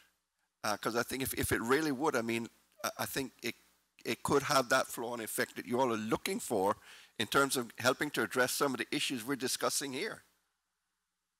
And I see some shaking of the heads, yes. I think Ms. Pucci just volunteered earlier to lead that task. Mr. Cooper? Mr. Chair, if I just give you one example of a good collaborative effort, maybe a little over a year ago, a couple of ministries, we got together and developed a procurement policy, which also included the acting AG, which I think so far about 3 or 4 ministries have adopted that procurement policy. And we're beginning to now see changes in behaviors of the people on the ground, which I thought was that's a good example of a collaborative effort. Well, my challenge is to keep working in that direction and try to bring that cohesiveness and that camaraderie and working together. Because I think if you all as CFOs can truly get yourselves working together as a team, it'll make the world a difference. I promise you it will. To the outcomes which you all working to try and achieve. Mr. Connolly? Mr. Chairman, I'd just like to add to that in that I challenge the Financial Secretary and Mr. Dunn to ensure that happens as well, right? Because it sounds like a lot of the answers are here. What it doesn't sound like is that they're coordinated and really coming up with, this is a best practice for, the system, and we're going to put it, come up with a manual or something, or at least guidance notes to say, in a perfect world, this is how it would be, because it would make all of our jobs easier, and at the end of the day, we would manage the company's finances and that process in a more efficient and proactive manner. And I when I'm challenging you, I also look across Ireland, and I want to, challenge the Auditor General to,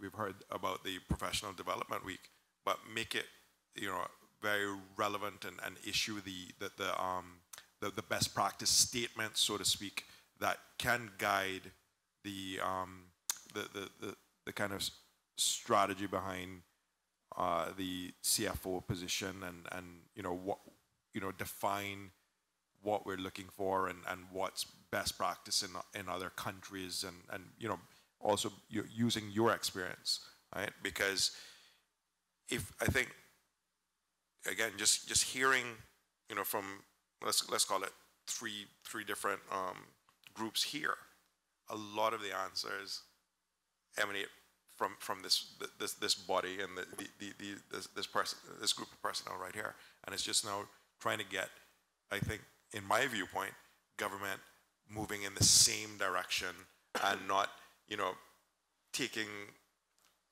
not making the same steps over and over, but in different vacuums, and not having this come together. Because I'm very encouraged by what I hear, and especially from the fact that people recognize where the weaknesses are, and also have the solutions to try to get them to the points of strength, and that is half the battle. Auditor General. Thank you, Chairman. I'd like to make a couple of comments.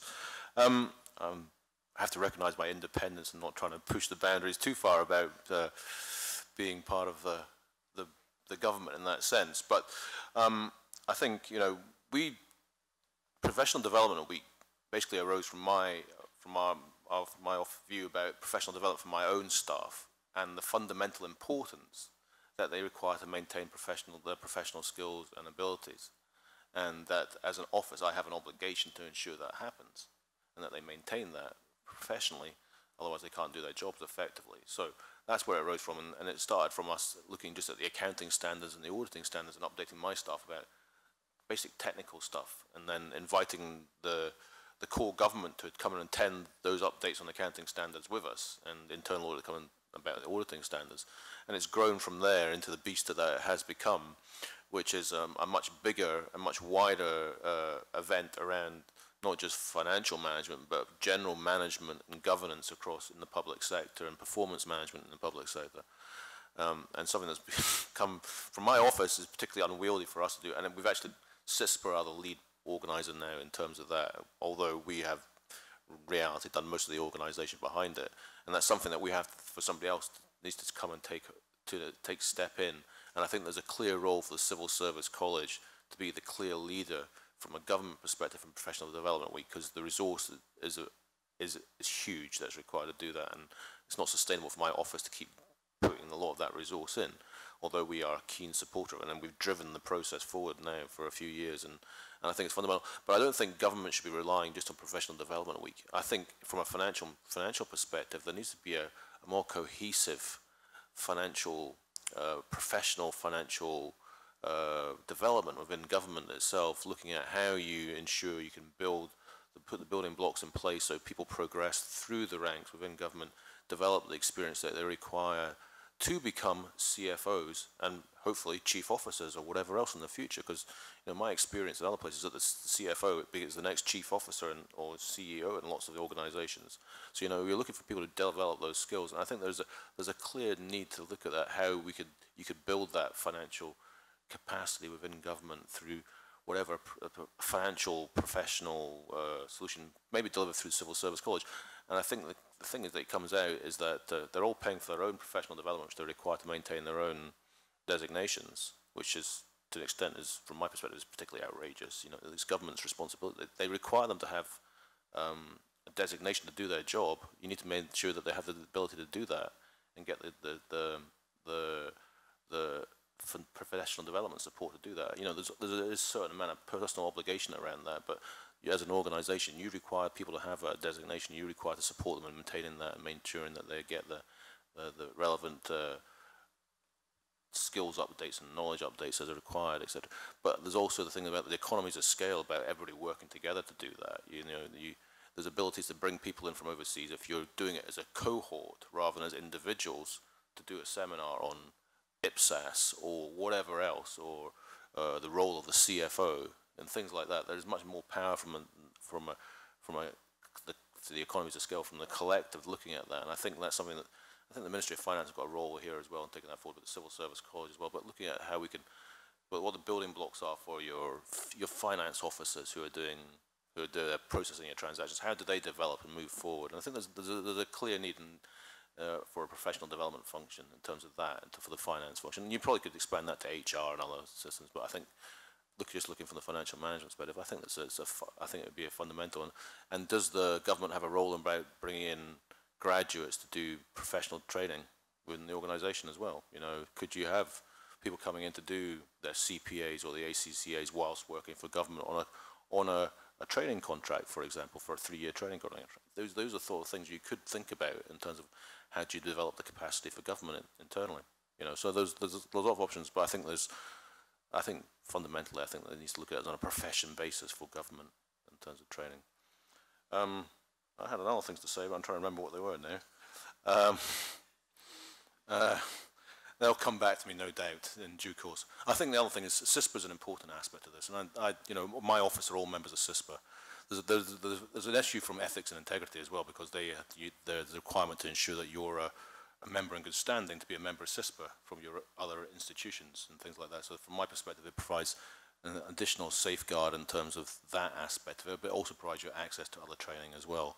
And CISPA are obviously looking keen to be involved in trying to provide the professional development week in the public sector and other potential training going forward as well. So I think the more of us that are there, the more impetus and more pressure there will be on for them to look more generically and holistically at the public sector as a key area for them. Thank you, sir. Any other questions for these witnesses? Go ahead, Mr. Conley. Well, just through you, Mr. Chairman, in that, can we make it a requirement that we get a draft best practice kind of statement of guidance in 6 months, just to, meaning collectively come back with something rather than just kind of going, well, there should be best wishes, or, you know, these are some good things to talk about, but, you know, nothing ever gets done after that. Can we make that a requirement, Mr. Chairman, or do we have that power? We can make the recommendations. Mr. Chairman, it comes back to one of my other thoughts about consistency and standardization, for example. I think there is a clear role for the CFO grouping to have a clear working relationship as a professional group to ensure that there's consistent standardization and all that. But, for example, interpretation of standards, just having a clear interpretation of the standards for specific transaction instances, that is fundamentally important. Otherwise, we come across instances where people, in CFO, people are interpreting the standards in a slightly different way, where they've been checked, whether there's new standards or changes to the standards, or the complexity of the transactions. You know, I think if there's a clear interpretation of certain aspects of standards, which is to be applied across government, that, for example, that's just one example of other areas that you could work on to ensure that there's consistency, economies of scale, because otherwise everybody's having to reinvent the wheel themselves, do the research themselves. You know, there's an argument for having a technical sort of resource there within that to support the CFOs in that sense as well. I think there is a lot of power from a clear grouping. Now, obviously, professionals, we have disagreements about interpretation sometimes, but if you can come to the overall consensus about what government's position is, because it has to be a consistent position for the EPS. Actually, Mr. Dunn has quite a clear role in this as well. From the EPS perspective, we have to apply consistent accounting policies across the whole of government. So there needs to be, sometimes we need to have that clear interpretation of what the standard means for the implementation in other parts of the government and individual ministries, and actually down to statutory authorities and government companies. Through you, Mr. Chair. Some of that clarification to which Mr. Swarbrick is referring to can be had through the policy manual that is required under the PMFL, which was actually never developed. That would bring some consistency to application of standards, because as Mr. Swarbrick is right in saying that you can have two different interpretations yielding to two significantly different results, and none of them being wrong. No. Sometimes I have 3 or 4 interpretations. Any other questions? Sorry, Mr. Chairman, well, just following up on that observation in that, and then going back to the Financial Secretary, when would such a policy manual be envisaged to be developed and completed, and would that be able to incorporate some of these other best practice things that we've been talking about?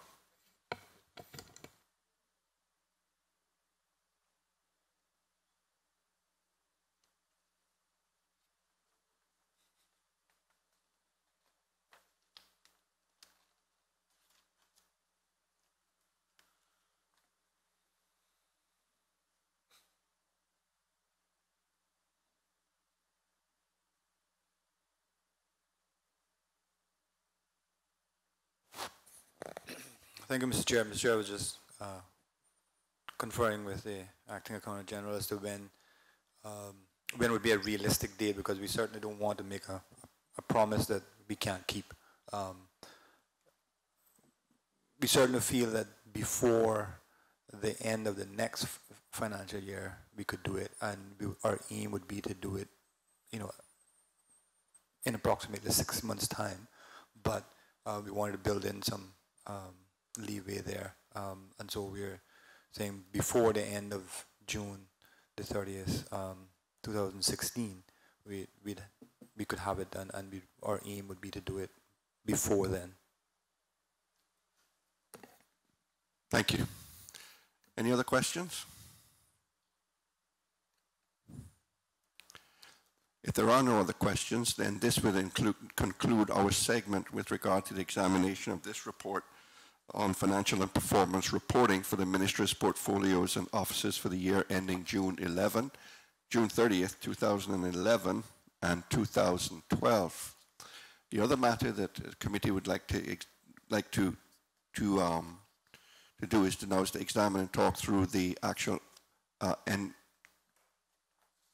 entire public sector financial statements for the government of the Cayman Islands for the year ended June 30th, 2011. Before we actually get into that examination of that report, may I suggest we just take a 5-minute break, and then we will come back and do that. Okay? 5 minutes, no more, please.